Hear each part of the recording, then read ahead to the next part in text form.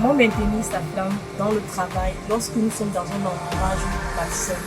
Comment garder la flamme?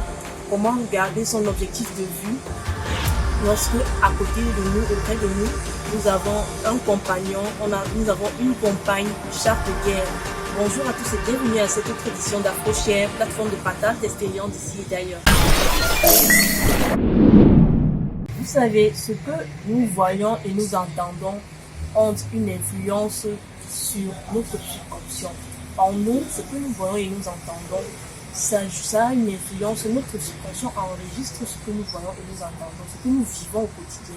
Par exemple, si un individu est dans un entourage qui tout le temps c'est la violence, l'agression, il y a de fortes chances que cette personne, même à son tour, aura tendance à avoir un tempérament d'agressivité et de violence. Un enfant, par exemple, dont l'entourage a connu l'échec social, l'échec scolaire, par exemple, il va voir son subconscient accepter l'échec.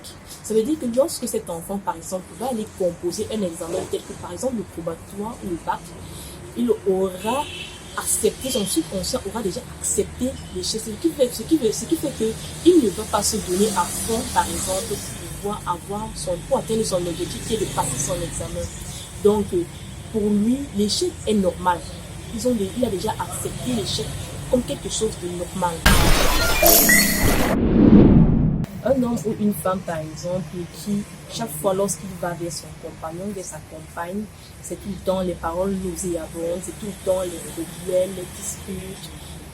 Et indubitablement, son côté émotionnel est déjà affecté, est déjà touché. Alors, la conséquence directe que ça a sur la vie de cet individu, de cette personne, de cet homme, de cette femme, c'est que le mental est contaminé.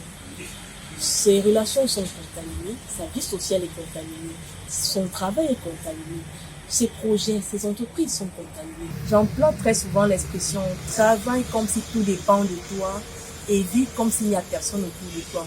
Ton ardeur, ton acharnement, ton engouement au travail te permettra, aura un rendu escompté, aura des résultats escomptés, produira des résultats escomptés. Et ce sont ces résultats-là qui vont convaincre ton entourage.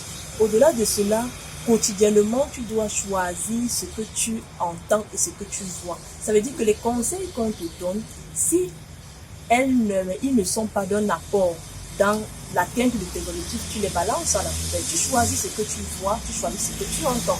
Et quotidiennement, chaque jour, tu dois travailler ce que tu fais. Tes activités doivent être liées à l'atteinte de tes objectifs.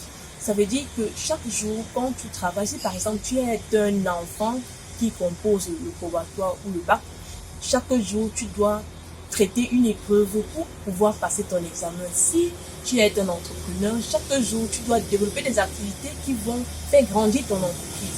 Si tu es une femme, par exemple, qui aspire au mariage, chaque jour, tu dois apprendre à être une bonne femme. Merci. Si cette vidéo t'a apporté un plus, tu t'abonnes, tu nous laisses un like, tu t'abonnes à la chaîne et à bientôt pour une autre édition d'AfroShare.